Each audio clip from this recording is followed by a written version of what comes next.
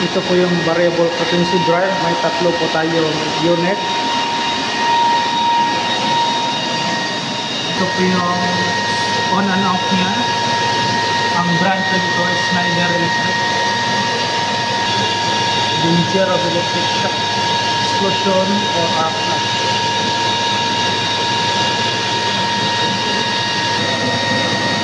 Ito po yung sa monitoring niya. Escape, local remote stop, reset. Okay, then run.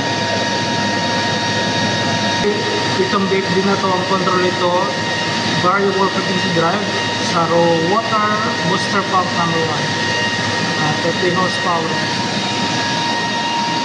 Ito po yung sa number 1. At ito po yung sa number 2. Gano'n din siya, pareha lang din sa una. Yung monitor niya. Ito po yung sa variable frequency drive raw water booster pump number 2. Kabila, ito yung variable frequency drive water pump number 2. Pareha na yung voltage ko nila. Maraming salamat sa panahon.